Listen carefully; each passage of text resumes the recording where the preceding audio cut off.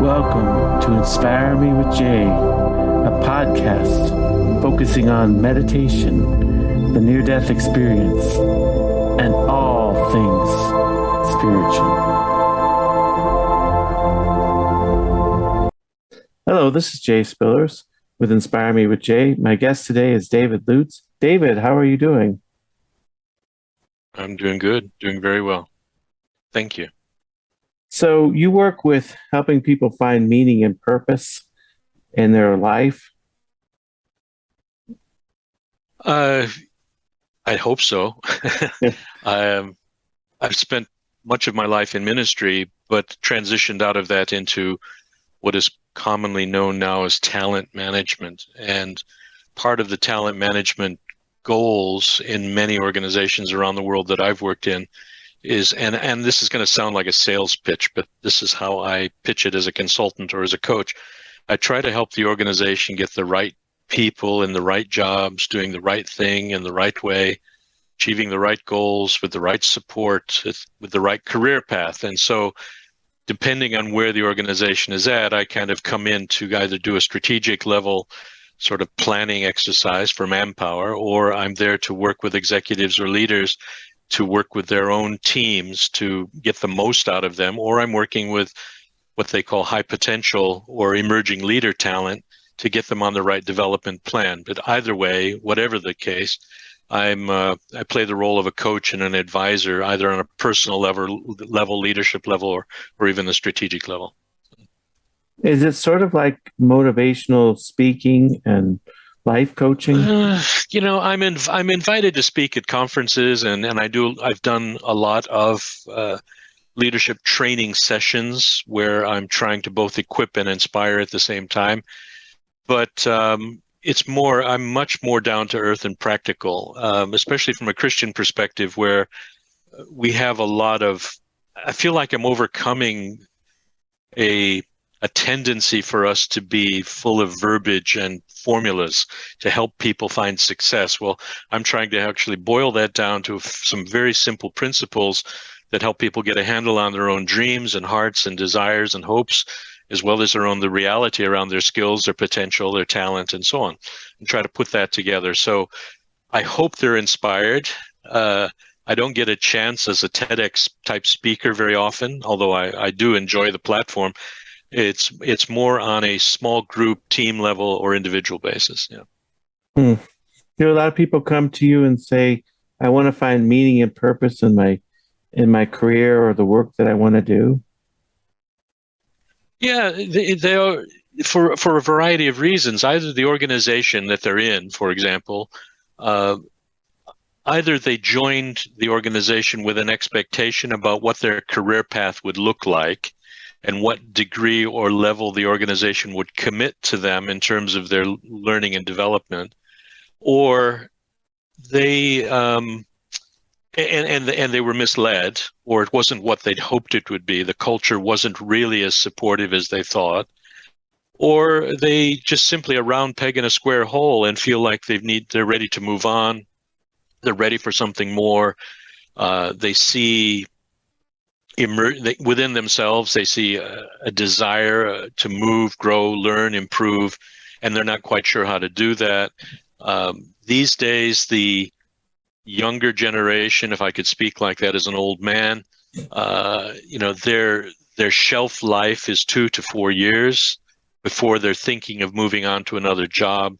Career-wise, they're thinking maybe 5 if I'm lucky, that I can grow to the point where I'm ready to make a transition in my career, maybe from a supervisory level to a management or leadership position, something like that, or even change disciplines or industries altogether, taking their skills with them. So yeah, they'll come to me and say, I feel lost is one of the common expressions. I feel like I'm not fulfilling my potential. I feel like I'm not being appreciated. I'm not getting a chance to grow. Or they're saying, I've lost the excitement of what I do. I'm not waking up in the morning pumped and excited to go to work. I feel like I need something different, a different direction. So from a Christian perspective, I'm trying very much to keep them earthed in spiritual principles and biblical principles, but at the same time temper that with the reality of 21st century workforce dynamics and the global economy or whatever. Throw into the mix the remote working and hybrid models. People are beginning to recognize that they have something to offer outside of a physical location, and therefore can work globally or can work cross-sectionally, if you like, or regionally.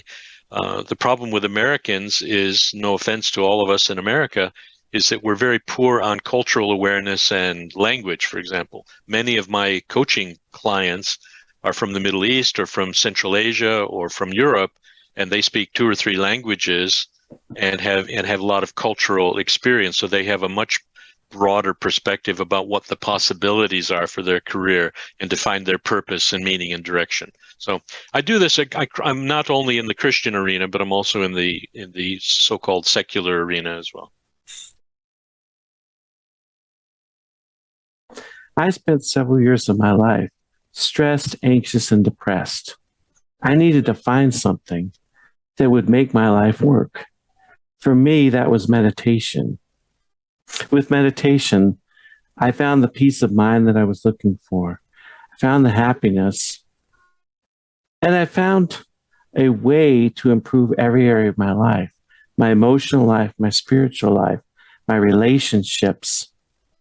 I was able to discover things about myself. I can give you the tools to meditate.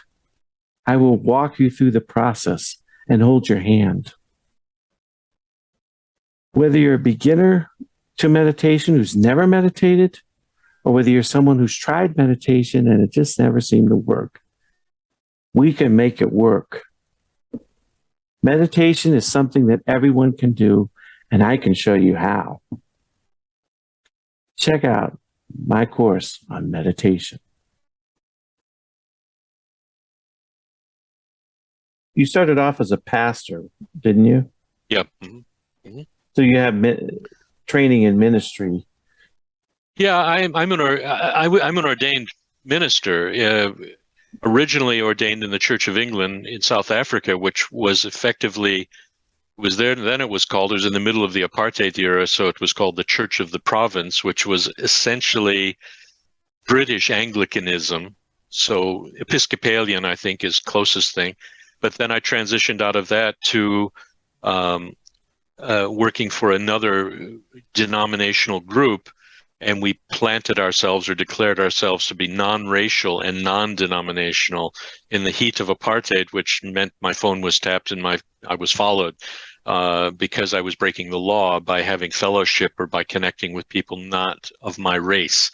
So that was how I got my start, although I'm also have pastored in England, and also I was a co-pastor of a church in Dubai most recently, about 6 years ago. So are you... Well, I was working, but I was Go ahead, sorry. Well, I mean, you sound like you're American, right? Yes, I am. Born American, but I have a British passport and residency visas in 3 other countries. Oh. But I'm born and bred U.S., yeah. Yeah. So how did you get to South Africa? It's kind of an interesting story that many people outside the U.S. don't get, because their perception of small town USA is that it's overtly, obviously, demonstrably Christian. But I was born and raised in a little village in upstate New York. We had 1,250 people when I was growing up. We still don't have a traffic light. My mom and dad were teachers in the school, and I had my mother 3 times and my father 4 times, my uncle once. But having said all that, I never attended church. I never went to Sunday school. I never held a Bible in my hand. I never heard even the simplest of messages about Jesus or the gospel. So with that backdrop, I was also president of the school and captain of a lot of the clubs and an academic scholar and all the rest of it. And I qualified as a Rotary exchange student in my final year in high school. And they offered me Bolivia or South Africa. And so because I knew people from South Africa who had come to our village as an exchange student, I decided to go to Cape Town. When I arrived in Cape Town, I decided that the boy voted most likely to succeed with all the academic and other records and accolades was going to let his hair down, and I did my rebellious thing. And the school, I was put in a private boys' school, and the Rotary Club and the parents, the first family that I stayed with, kind of had a discussion apparently about sending me home. I was such a problem child. Wise guy, smart ass, whatever other language you might want to use, I was it. But finally, they decided to send me to a Christian camp. I didn't know what that meant. All I know is when they gave me the brochure, it said Bible, devotions, Christian, and sport. So okay, I can do the sport. But I told my host family very clearly, they must keep their religious mitts off me. I'm not interested. I didn't even know what Christianity was. So, I mean, it was kind of just me being a hard-nosed sort of kid. When they took me to I'll never forget this, they took me to the bus station, the commandant, to go to the camp with all the other boys. The commandant, as they called him, was a famous lawyer in Cape Town, taking a week off to work with teenagers. And I went to him, and I got right up in his face, and I just said, look, you're going to stay away from me. Just keep your religious hands off me. I'm not interested in Bible, prayer, or anything else. Stay away. When he was interviewed by a friend of mine for a book I'm writing at the moment, he described me as a very angry young man. So long story short, the Baptist minister, I think he was Baptist, who looked after our tent with about 8 other kids, I think he wanted to quit the ministry by the time Wednesday rolled around because I was such an awkward cuss. But came Thursday night, and I'll tell you, this is the last part of that part of the story. The commandant, the lawyer, he talked about the gospel and Jesus as if it were real, as if it was historical, and I never heard of this. I had no idea, and it touched my heart in a way that I thought, well, this is interesting. I really should do something about this maybe. It was no like altar call or anything like that. But I went to him afterwards privately, and I wanted to just simply say thank you. That was a great message. And instead, I grabbed him by the lapels of his jacket, and I shook him violently, screaming in his face, tears streaming down my cheeks, saying, why has no one ever told me this before? This is the most amazing news I've ever heard. Why has no one ever told me? I've never heard of it. Tell me more. Anyway, long story short, he took me aside and talked with me, prayed with me, followed up with me the following weekend, and that was the beginning of my discovery of where my priorities should lie in terms of my future, in terms of my own career. Career wasn't in the equation at that point, but that's when I began to think there's a new compass in my life, and I don't know what it means yet, but I just know it's a factor in terms of how I plan my life. And the last thing about this is, while I was there, I played baseball. The owner of the Detroit Tigers watched me play in an all-star game. In the press box afterwards, he asked me if I would come to Tiger Town for spring training, which was amazing. I got a sight unseen full scholarship at Ohio University. In that summer when I got back, I was offered a position to play at the Baseball Academy in Kansas City, and I got turned down for the draft. And I didn't need to go to Vietnam. So what did I do? I packed my bags and went back to South Africa to do youth work and play baseball. So that's how I ended up in South Africa. And later studied there, got married there, had a son there, and went into the ministry there. I was there for 13 years. So did the government go as far as to prohibit integration even within churches? Because like even during segregation in the South, the churches themselves could do whatever they wanted because there was some Pentecostal churches that were integrated in the Deep South. But did they actually prohibit integration in South Africa? No. Oh, absolutely. Yeah, I mean, there were 3 or 4 categories of people. First of all, just to get that straight, there was everybody had a book of life. I even had one. In there was your driver's license, your race definition, your gun license, and every other thing that you might have that required a license was in the book of life.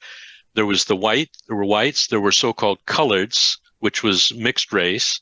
And then there were blacks, which made up about 7 or 8 different tribes, like Xhosa, Zulu, and so on. And then there was the Asian group, which were honorary whites. Now, when, for example, I went to the conference, the mini conference, to be considered for selection to go for training for ordination, there was another black guy there and his wife, who were officially Xhosa tribe. They lived in a township not far from where we lived, but we were not legally allowed to go and visit them, and they couldn't come and stay in our home for more than 12 hours. I had to get police permission to visit them in the township.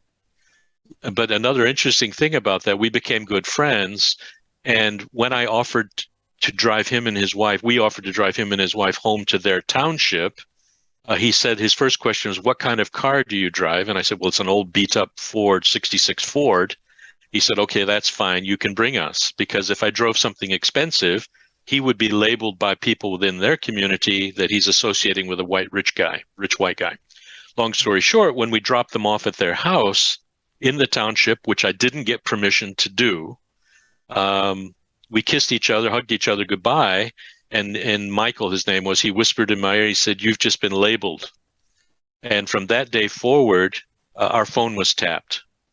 And all calls that I made to either so-called colored people, for example, the principal of the local school in another township, or Michael himself, our phones were tapped. When we finally declared ourselves non-denominational, non-racial, it was interesting that while the people in our church, who were our fellowship, who were all white, of course, were welcoming of any nationality, any color, if you like, there were no buses laid on for people from the black township to come into the white area to attend church. And I couldn't take a group with me to go into the black township to have a meeting. So there was a lot of restriction in that regard. So we declared ourselves open, but we couldn't actually practice. It was by the way, just to mention, when I went out on the baseball contract to South Africa, one of the terms and conditions was that I would be prepared to teach, coach, and play baseball in the so-called colored townships, and which we did. Which was illegal.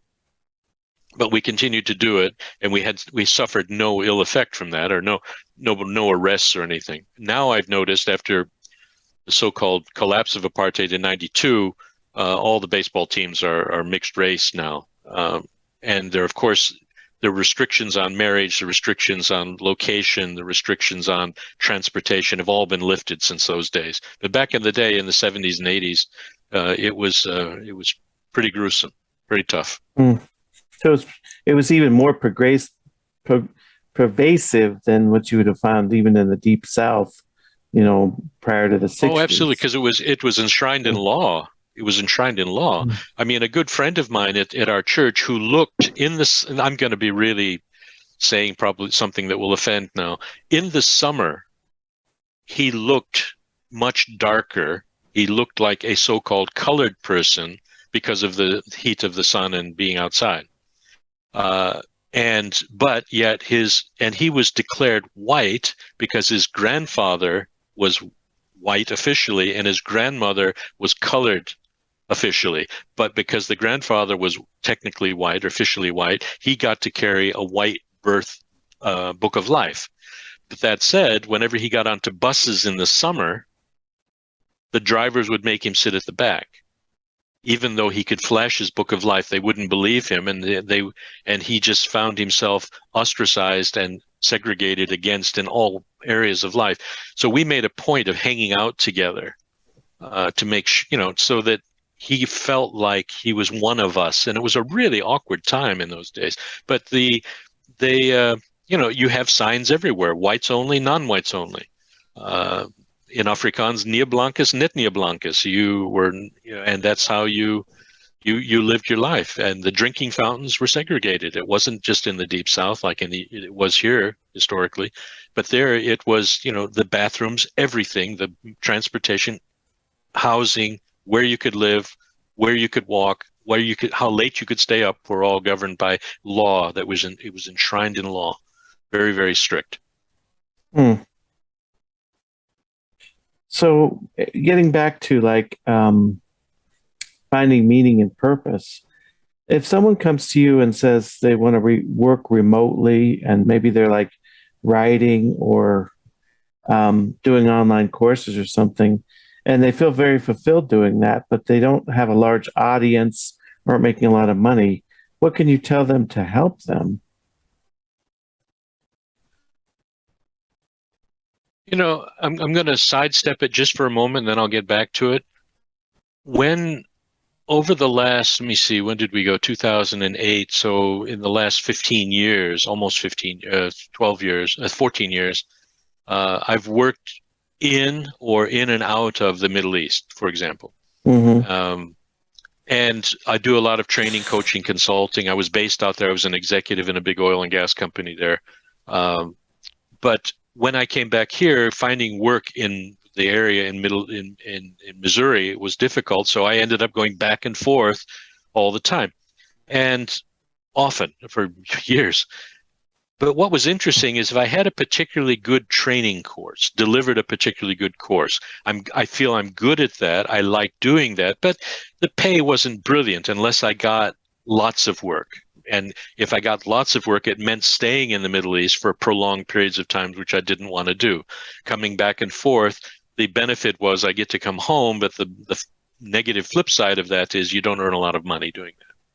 So interesting, though, that when I did have what I would regard as a successful course, and I would come home, and after a couple of days, I'm exhausted. It's an 70-hour round trip. I've been delivering intensively. I'm passionate about what I do. But I come back, and after a couple of days, my family would say something, not exactly these words, but to the effect, Dad, we really think you ought to go away more often. I go, well, thanks a lot. They said, no, what we mean is you obviously are tired, but you obviously had a good time. You obviously are happy with what you did, and therefore, and we like this guy. We like your tone. We like your attitude. We like the level of you're good. You're comfortable in your own skin. Yeah, but I didn't make a lot of money. Well, we kind of like the guy. We're not so concerned about the money. So back to your question, I'm trying to, finding that work-life balance, that passion skill balance, finding the difference between what you really love to do and what you're good at. You may be technically good at fixing things, but you don't want to spend your life fixing things. My dad was a great carpenter, for example, but he loved school teaching. He didn't like building houses, but he could. So if somebody says to me, I would like to do online work, writing, podcasting, coaching, whatever it might be, the phrase that I think I've maybe become a little bit famous for is don't boil the ocean. Let's boil a couple of teacups. If doing those things that you really want to do and you really love to do, you have a passion for, and you want to develop skill for, later it might result in actual income that scratches those itches. Let's not try to create a business from it. Let's just chip away, teacup at a time. Don't boil the ocean. Let's and especially build around you a team of people who can speak into your life to comment on whether or not you're good at it. What are the areas you can improve in? Because if you really are passionate about writing or whatever the other media or online work might be, if you get a buzz from it, and people recognize that you get a buzz from it, and people speak into your life and say, that was good, that's going to do everything for me to want me to do more. But if I try to do too much too soon, either I don't have the technology, I don't have the opportunity, and it certainly doesn't pay the bills, well, then it's going to be a recipe for frustration. So boil some teacups, get some success, let it grow slowly. I mean, I'm trying to build a podcast business. I'm working full-time at the Federal Reserve Bank as a talent consultant. Full time. It's a paid job, good pay. But at my heart of hearts, I want to be in ministry, coaching and guiding and supporting people through podcasting, through coaching, and through writing. And that's my dream. That's where I'm building toward. And I've kind of set myself a 2-year, 3-year target for that. So find out the things that really touch your pulse, the things that give you a buzz. I mean, I do an exercise with people who are wrestling with that, which I can describe to you if you like. But Sure. there are techniques and methodologies you can use that sort of help you get your finger on that pulse to see what's right, what's wrong, what's real, and what contributes to finding your true north. And that's one of the things that I push very hard in my writing and in my podcasting is find your true north. You're not going to find it immediately, but you've got to know where you'd like. Somebody once said, if you don't know where you're aiming, I guarantee you're going to hit it every time. Nothing. So aim small, boil some teacups, and so on. The methodology was created by a Christian guy who actually was one of the founders of a school I taught at in Connecticut, and I didn't even know this until I met him in England, of all places. Go back a step. I'm in the ministry in South Africa. I'm loving it. I'm not a good institutional guy. I like the teaching. I like counseling, not counseling, but more sort of the inspirational public stuff. I'm not a good pastor. I don't hold hands very well. I don't like going to hospitals, et cetera, et cetera. And I left the ministry, came back to the U.S. for family reasons, worked in a Christian school, and did career coaching, career counseling with a university based in Chicago. But in the middle of all this, I'm trying to say to myself is what about the work that I've been doing the past couple of years post-ministry do I really love? And the idea of questions like the ones you've already asked, I enjoy motivating people to find new direction. I enjoy seeing the light come on in people's eyes so they know that this is a possible path I can go down, and I just need some help to get there. In the middle of in that sort of wrestling and the things that I really was discovering about myself, I got hooked on the whole idea of career guidance, career pathing, the idea of helping people find that, map out that journey and find that what the path is for them. Then, out of the blue, I get a call from my old mentor back in South Africa, who's now moved to England. He says, we want you to come to England and take up ministry again in a church that needs someone like you. So we left the U.S., we went to England. That position fell away for reasons outside of my control. And I'm sitting thinking, hold on a second. Why did that happen, first of all? Maybe I need to get a real job. But at the same time, in my heart of hearts, I'm saying I still want to help people plug in. I want to help them find meaning, purpose, direction, and just feel good about the path they're going down and give them the tools to do it. So that this book that was written by the guy in Connecticut came across my path, and the book is called The Truth About You. And I read this book and I got hooked on this book, and it talked about a methodology for how you can discover your true north and take you on a journey through a very unique sort of methodology. Well, I thought I want to run career classes for unemployed people through our church in the northwest part of England. That's what I can work a job, but I can do that and really get fulfilled by it. Then I found out through the UK contact with this guy that the author was actually going to be in town near where I lived. So I managed to get an appointment with him, and I'd already designed the materials for the workshops with the unemployed people in different churches, and I really wanted to pitch it to him. I wanted to impress him. I mean, I wanted to show him that I'm really the guy that can take his stuff and really do something meaningful with it. And I was pretty full of myself. And we sat in the Holiday Inn in a place called Leeds in the central UK. And I started to do my pitch. And after about 5 minutes, he kind of almost yawned and cut me off and said, stop. And I said, okay. He said, I'm going to ask you a question from my book that is part of the methodology, and I want to see what your answer is. Okay. He said, and I'll describe more in a moment, but he said to me, Dave, what is your motivational thrust? And I go, huh? And I knew it was in the book, and I was going to talk about it in my workshops, but I couldn't give it, and I kind of blah, blah, blah, kind of stumbled around. And he cut me off again, and he said, I know what your motivational thrust is. I know what it is that when you wake up in the morning, that thing that thrusts you forward, that motivates you to live this life and to do what you do. I know what it is. If you don't wake up in the morning changing lives, making the world a better place, impacting the way people see the world and live in this world and feel good about what they do in this world, you're going to be miserable. I felt like he'd nailed me to the chair. He read my heart and mind and dreams all in one go, and he said, "Oh, and by the way, you can use my stuff for your seminars if you want to." Well, that set me off on this journey of what is now. I'm a contributing author to a book called Your Dose of Motivation, which unpacks this, and the workshops and podcasts that I'm developing unfold this. But basically, the methodology is called SEMA. I'm going to explain. System for Identifying Motivated Abilities. How do you do it? Well, he said, well, what you do is, he said, how old are you? Well, whatever age you are, let's go back to your earliest possible memory of success, of achievement, of good feeling that you did something of value. How old do you, look back, how far can you go? Well, I was 4.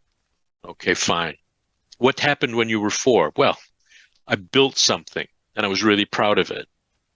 What did your parents think? Well, they thought I was silly. What did your friends think? They thought I was stupid. What did you think? Well, I was proud of it.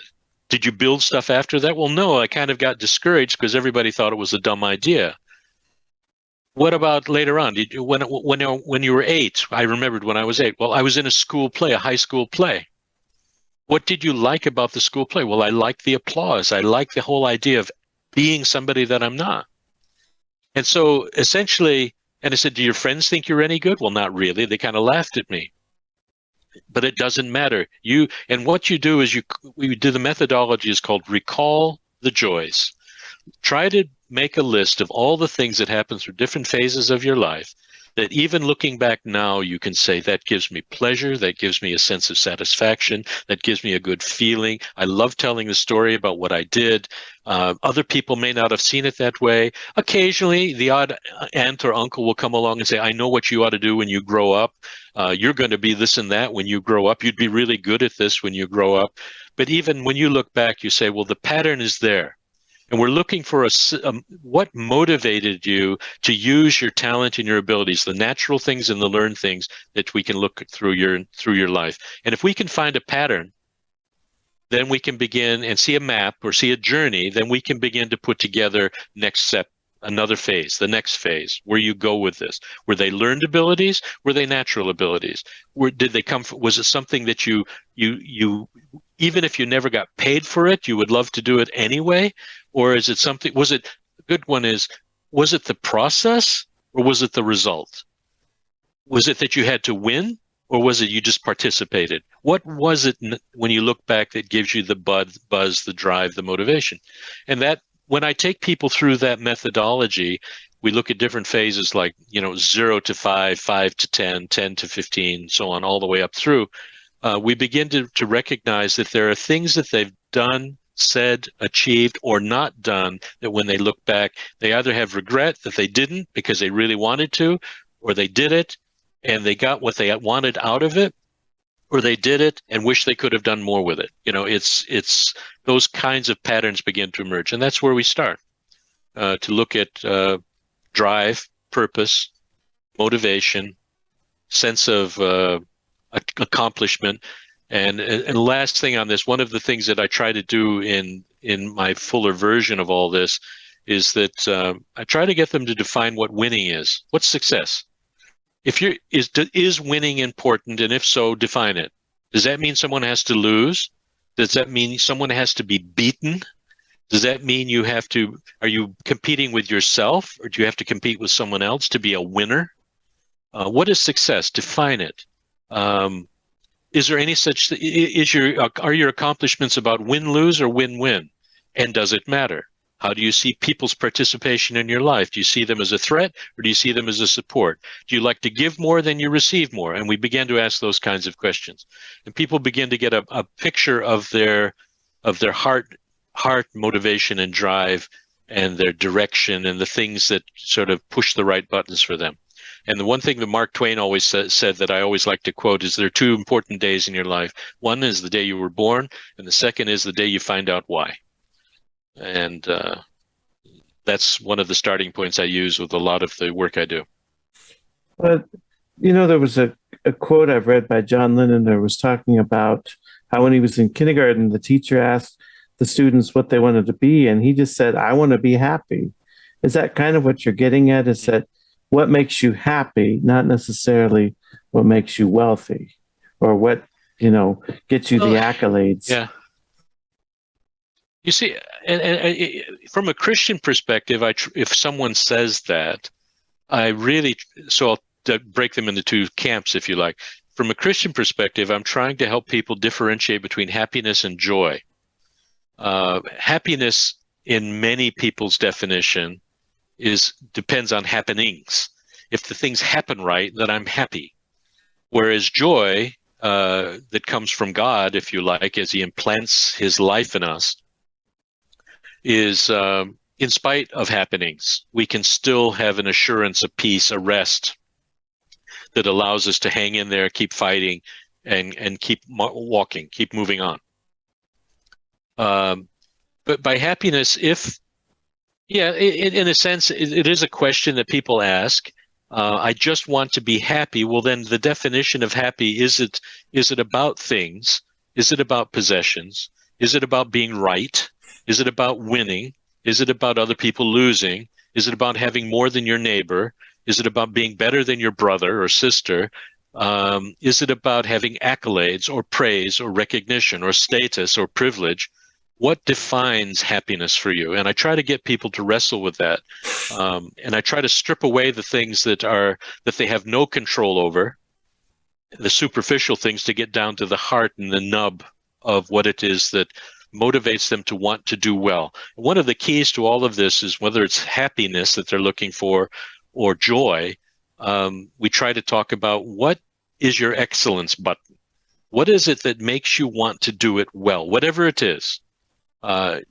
Is it worry about being wrong? Is it to get the reward? Is it because your father's going to punish you if you don't? Is it you're worried about getting a bad grade, or you're going to fail in some way? Let's find out what excellence means to you, and does it matter? And now, some people are just mediocre and they're happy with that. I'm not criticizing them, don't condemn them, I don't judge them. If they're content with what they would describe, what I would consider to be less than aspirational, that's just because I'm different. And there's certainly a person's definition of happiness is really critical. I know people that have said to me, if all I do is have a chance to sit with kids and hold their hand and do nothing more because they're sick and dying, and just be comfort, if that's all I do with the rest of my life, I'm happy. It would make me happy. I know other people that would say, if I'm not going to get a chance to make that commission to buy another car within 3 years, I won't be happy. I mean, I'm not judging one or the other. I'm just saying that I get all types coming, and it's getting them to define what happiness means, which is critical. So, without trying to come up with a prescriptive list of, what you do these things and everything will be fine in terms of meaning, purpose, direction, and so on, there are actually 10 or 12 sort of things that I try to get people to focus on, and it varies from person to person. I won't go into detail on them, but just to say that when people are truly wanting to find this meaning, purpose, and direction, and they have come to terms with the fact that I'm perhaps going in the wrong way, heading in the wrong direction, using the wrong car, using the wrong map. It's time for me to stop, have a rethink, turn around, go back, change direction, or get another map altogether. If people are ready, have begun to think like that and ask questions like that, then I tend to guide them down a series of thinking points. And I'll mention them in brief. I can't go into detail with all of them, but there's one of the big things I try to get people to identify is the should be and should do aspects of their life. What are your personal values and foundations? Do you know what you believe, for example, about people? Do you believe people are fundamentally good? Do you believe that people can change? Do you believe that given the right soil that people can grow?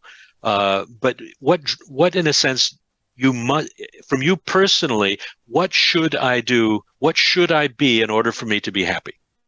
I have to come to terms with my personal values and foundation. Um, and therefore, that affects the way I view my career. There are other things, um, the must be's and the must do. For me to be truly have true sense of purpose, I must define what it is that, I guess the better way to put it, internal drivers, the things that, another way we talk about it is my heart gravitational pulls, the things that pull me. I have, in a sense, I have no choice. I must do this. I must be this. It's that kind of inner drive that I try to help people identify.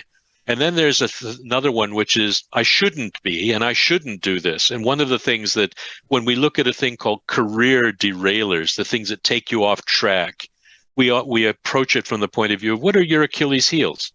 When you've gone on your journey in the past, when you've tried this job, when you've made a move in this career direction and it failed, was it because of some weakness in yourself? Was it a mistake that you made? Was it you made the wrong assumptions? You took something for granted? You messed up, and it happens a lot in your life. Well, I try to help people to look at their Achilles heels, for example. My Achilles heel is I'm performance driven, and I have very high standards for myself. And if I don't deliver it well, I beat myself up for days. I'm my own worst enemy, and people will come to me months sometimes later after I've preached or after I've done a training session or spoken at a conference and I felt I did badly. The thing that has been so wonderful, not always, but enough times for me to be appreciative in the depths of my soul, people will come back months, sometimes years later and say, when you spoke on that subject, it changed my life. And yet my Achilles heel was, you're kidding, right? There's no way I could have touched anybody's life with that. That was a mess. But yet God used it to get through or to bless somebody else. The fourth one is, what are the things I can do and I can be? This is the God-given, but also natural, learned, unique skills and abilities that we have as part of growing up. I can do that. I can be that. There's a joke cartoon I have in one of my articles. Two little kids are sitting playing around a train track, and one boy says to the other, "What are you going to be when you give up?" And as opposed to, what are you going to be when you grow up? Because the whole idea, the whole world is conspiring against you to be what you want to be, what you can be, what you want to be.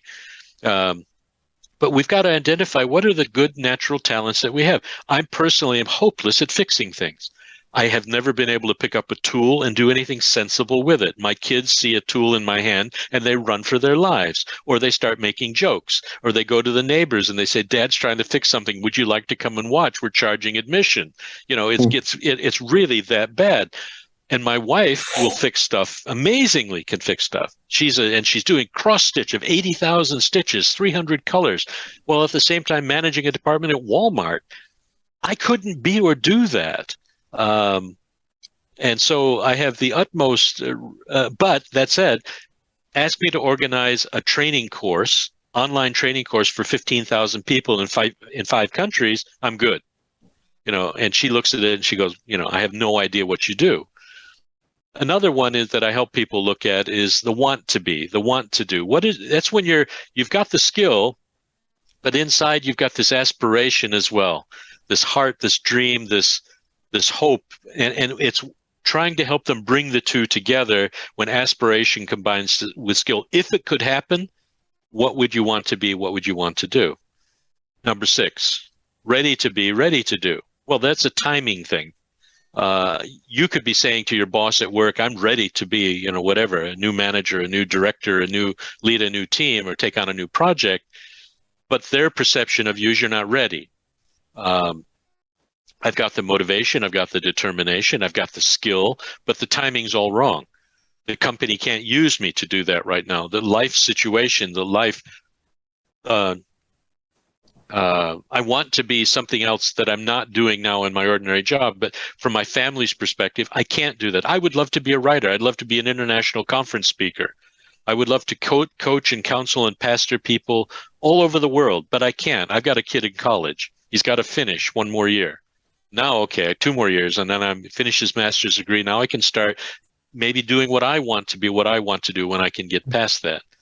Then there's like, sorry, that was ready to be, ready to do. Then there's this meant to be, this meant to do aspect, and I call it your purpose epiphany. It's when that light comes on that says, I'm meant to be doing something else. I'm meant to be something else. And then there's this other part of us that's, and many people are like this. It's the willing to be, willing to do. When there's no plan B, there's no one else to do it, and you're needed, you step in and do it. That's you. Then there's other things, and I won't go into all the details, you absolutely will not do. There's some things where you won't compromise. I won't, for example, work in a cigarette factory. Just won't. Can't do it. My parents both died of cancer from smoking. I won't in any way contribute to the creation of something like that. That's just one example. There's another one, care to be, care to do, care and do. Even it's something that taps in that empathy thing, translates into action. Then there's the dream to be, dream to do. Oh, if I could only use all of my God-given gifts, skills, and tools, I would be just the happiest. I'd be a pig in mud. I mean, that would be fantastic. And then, of course, and the last one I talk about is trying to find your true north, where we get the compass together. We put those 11 things, if we've got them all, into some sort of a plan where people can begin to say, well, that's it. Let's not boil the ocean. Let's take one step at a time, but let's have a plan. And I'm there to support them as they take their first steps in there with their new map. So all those kind of things that kind of factor into it. And one of the big components, which we've already talked about, is recall the joys. Look back on the things that even now, I'm 70 years old. I look back at when I was 8, and I still today will say, I got an acting award as an 8-year-old in a high school play. Yeah, man, I loved it. I loved being in front of an audience, and everybody else says you're just a showboat and a show off and you like to tell jokes and stories. Well, yeah, I can't do that for a living exactly right now. But when I look back on my history, it's those moments in time that really do things in my heart and mind and give me that buzz that says, I would love to do more of that if I have the chance. Okay. Sorry, I've rambled. Yeah, and I like the story of the teacups as opposed to trying to grab the whole ocean, because you see so many things where they want to sell you a program like, we can get you $1 million doing whatever, you're writing or podcasting or this or that, and a lot of times you kind of wonder if it's just baloney, but it's like, it's just more a matter of going one step at a time and working through it, that there's no magic bullet. Well, yeah. And also to help people not to become concerned or frustrated or angry or bitter or discouraged because, you took 2 forward and took 2 back. Well, come on, at least you're taking 2 forward. Somebody once said that there's no harm in if you sit still too long, you're going to get run over. True. But on the other hand, if you've decided to start on a journey, at least you've started. And if you've got somebody beside you who supports you in your dream or is encouraging you in your hopes, taking those 1 or 2 steps. Okay, you've had a setback. Let's try again. I'm not trying to be this sort of Pollyanna, everything will be all right, and just God sees everything and therefore he will bless you no matter what you do. Well, no, we're the victim of our own choices. We mess ourselves up quite well, and God is there to pick us up and dust us off, and he's got a lot of grace and a lot of power, but at the same time we've got to prayerfully, humbly unite with others to sort of help us find that journey. I love the idea of helping people go on that journey. And and discover that one next step that's just going to, without boiling the ocean, that one next teacup.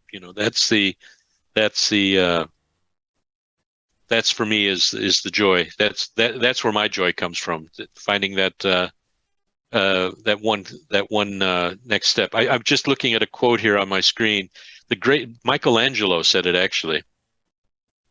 The greatest danger for most of us is not that our aim is too high and we miss it, but it's too low and we reach it. Now, I'm not saying Michelangelo is the best thing since sliced bread when it comes to spiritual quotations. I'm just saying that make a start. Let's aim a little higher. Let's go a little bit further. Let's not dream too big, but let's be realistic. One teacup at a time, and let's go for it. I'm a great believer in the. I hate to say that, I don't say it easily to people because I'm an A-type personality, and I kind of have that drive, motivation, and push type style. But I do know that doubt kills more dreams than failure ever will. If I continually doubting that there is even a journey for me to go on, if I continue doubting that there's a God that can walk alongside me, the word for comforter, for the Holy Spirit is come along, the one who comes alongside. He's there. He's decided to get in us and change us from the inside out. He will cause us to walk in his way. Don't doubt his love. Let's start small. You messed up, make another step. Let's get up again. He'll dust you off, clean you off, forgive you. Let's move on. There's a dream, there's a hope, there's a mission, there's a purpose. He'll be with us in that. But that's the beauty of Christian fellowship too. But that's getting off onto another subject. How do you actually, if someone is a person of faith, how do you actually incorporate a lot of that into it when a person wants to have meaning and purpose in their career and their day-to-day living, and they want God at the center? What As kind a person of faith? Yeah. What do you usually tell them to do? One of the things that I'm finding more these days, the church is really good at, and bad, in my opinion, painting this big picture that God wants to transform the world. He does. I believe that. I think he wants to restore his image in the world. He wants wholeness for the world. Shalom, which is much more than the absence of war. It's wholeness, body, mind, soul, spirit. The Greek equivalent in the New Testament is sozo, which is salvation, body, mind, soul, spirit, relationships, environment, socially, financially, getting our priorities aligned with him, and on and on. And in the end, the whole earth will be filled with the glory of God. Well, I love it. I preach it, believe it. But when it comes to the rubber hitting the road and practical day to day, I kind of pop that bubble or that balloon, whatever the right metaphor is. One of the things that I found works best, and again, it sounds a bit like a technique, but with a bit of practice, I guess. Number one, I try to help people discover how they are wired. And this exercise that I've just been through is looking at your natural and spiritual DNA, if you like. What drives me, motivates me, what makes me tick? And if God is in the equation, and I have invited him in to transform me and change me from the inside out, and to help me become what he wants me to be, well, then that's a great start, of course. But then there's the other thing. There's the natural things of my life that I was born with, that I can discover: strengths, skills, abilities, and talent. And somehow we need to come to a point, a person of faith, I try to bring them to a point, and I bring myself to this point. I can't say every day, but it's my intention to do this every day. And I use this illustration every day, consciously, deliberately. Make it a conscious choice to do this, and you're going to have to discover what it means for you. But hang a sign around your neck. And if your heart's got a neck on it, if your neck's got a heart on it, on that sign it says under new management.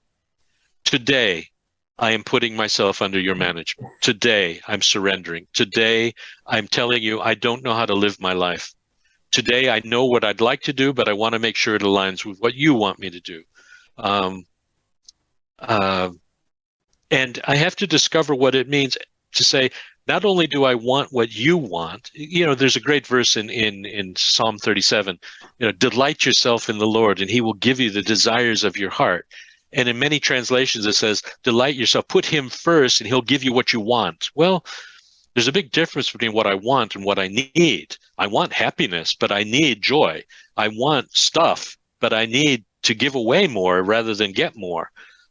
But the beauty of hanging that sign around our neck is when it comes to our life and our career and our calling, our desire for purpose, under new management today, I will delight myself in you, Lord. I will choose today, whatever it costs, whatever it means, whatever blunt force trauma you have to provide to my heart and head, I will choose to want what you want. Give me the want to factor. Give me that want to want what you want. And start there. I'm available to you today if you want me to do something for someone else, to be a word, a hand, a gesture, a kindness, healing, comfort, peace for someone. If you want me to be that, then I'm available. I'm under new management. The sneaky thing that God does, in my opinion, is that when we say, I delight myself in you, I put you first for my life today, just today. Let's just do today. Let's not boil tomorrow's ocean. Let's just do today. I want what you want today. If our attitude and our heart is even that much right, he's sneaky in that he puts what he wants in our hearts. We begin to want what he wants. It's a progress. It takes time. It's an evolutionary thing. Not that I believe in evolution necessarily, but it's growth. But if we can begin, and just this morning, again, I said to the Lord, I'm yours today. I'm under new management today. I'm available to you today. If you want me to open my mouth and speak for you, I'm yours. You want me to write an email, I'm yours. If you want me to be clear about to help somebody else discover clarity, purpose, meaning, direction for their life, I'm yours. I'm going to be meeting with Jay later today. If you want me to say something, I hope God make it possible that if I will say something that will touch a life. If that's what you want. But all things considered, the only thing that I want for myself today is I want the Yankees to win the third game against Los Angeles. That's all I want, So let's be clear about that, Lord. I'm joking. So anyway, want what he wants, hang the sign around our neck, but let that be part of the teacup philosophy, if you like. I want what you want. I know I'm a new Christian. I'm 50 plus years in this business. But if you're brand new, discovering what he wants, he may say, what I allowed yesterday, I don't allow today. That dream, that hope, that desire, that course you want to go on, go with your gut, go with your heart, go with your instincts. If there's no peace, then it probably may not be a good thing. Find somebody who can be your sounding board to suss it out and decide whether this next step is the right one for you. So that's one of the principles that I'm using more and more. Discover your spiritual DNA and your natural DNA, but at the same time, want what he wants. Delight yourself in him. He'll put his desires in your heart. You'll discover over time that you're actually beginning to think differently and feel differently and wish and dream differently. Well, and part of it is maybe a realism too, that you've got thousands of Absolutely. speakers, teachers, pastors, and things that are doing wonderful things, but they're not transforming the world individually. That we sort of have to have a realism that we can transform what God gives us. We can change. We can take on as many teacups as we can, but the ocean's going to be won not by one person, but by many, and that we can't expect that we're just going to change the world ourselves. Amen, Jay. No, and another podcast I did a couple of years ago was on the subject of the church has left the building. If we're going to adopt and I'm going to get on a hobby horse here for a moment, if we adopt a position as the church. We're going to have a big meeting where we've got a performance, we got a performer, we've got a good band, we've got nice atmosphere, we got great music, and we got a big crowd. Come on into our building, come on in here so that we can change you, so that God can change you. I'm trying to say, well, hold on a second.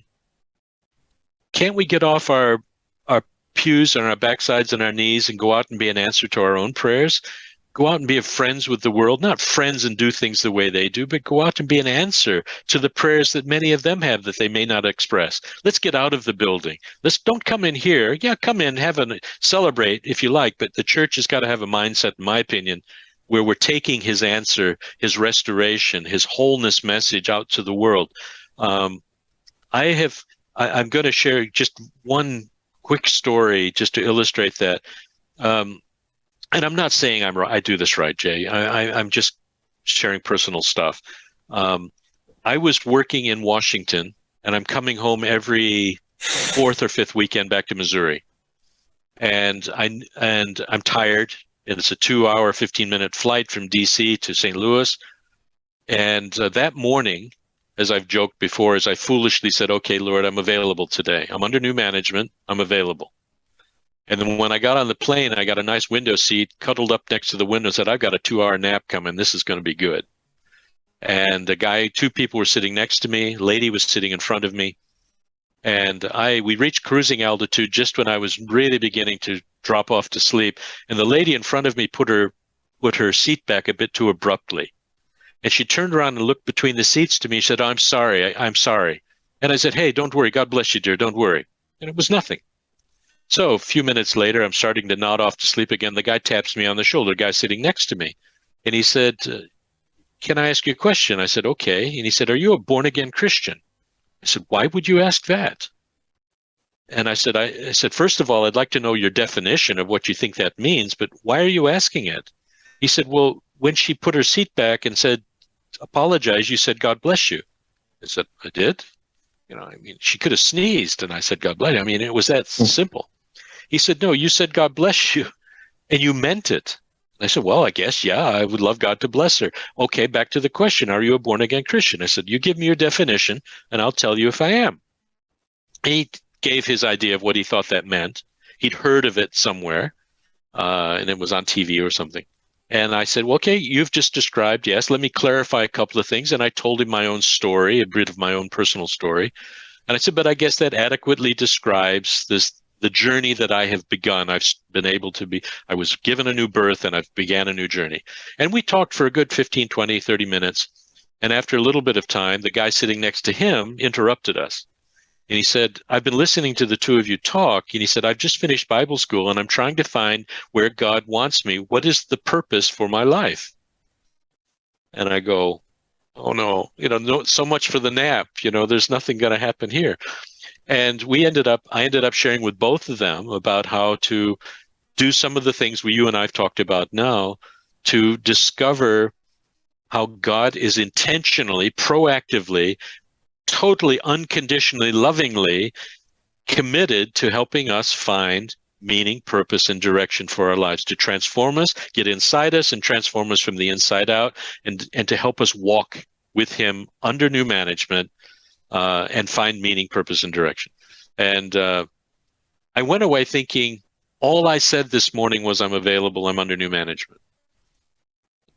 And that's what happened. And that has happened to me in airports, places all over the world over the past 10 or 12 years. It's been really quite special to see how God will honor that and give me the opportunity to share.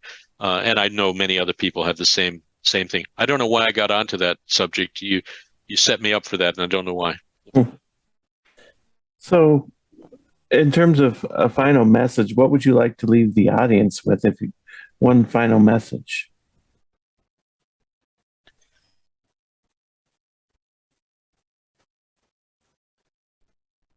He will not quit on you. Your dreams are safe with him. You got a dream, you got a hope, you got a sense of purpose, you want to discover meaning and direction and do something valuable and important with your life, and you're afraid to sort of take that step toward that dream. Just rest assured that if you place a trust in him, even if you don't have a personal relationship, you don't have a personal faith at this point. Take a risk, take a chance, take a step to trust him to be proactively involved and willing to be engaged in giving direction and meaning and purpose for your life. He will not quit. He will not quit. If you open the door this much, he will honor you. He will respect that. He will enter, shine his light in, and give you that kind of hope and that sense of direction that you're looking for. Your dreams are safe with him. Your dreams truly are safe with him. That's the only thing that and I share that with young people and old alike. So that's it for me. What do you try to actually share Christ with people as you're teaching, finding meaning and purpose in a general sense? Even when you're like at secular clients, you ever try to just share a little bit? No, I have two versions, if you like. You and I've kind of blended the two. On that said, on the one subject, which is a very popular subject that I've consulted and trained and coached on, is servant leadership. It's a very popular trend in businesses all over the world now to have servant leadership, pushing people up, empowering people. It's under the title of servant leadership. And it's interesting that when I've done this with executives and managers in many different countries, I talk about servant leadership with one group that's non-Christian, and I don't put in Bible references.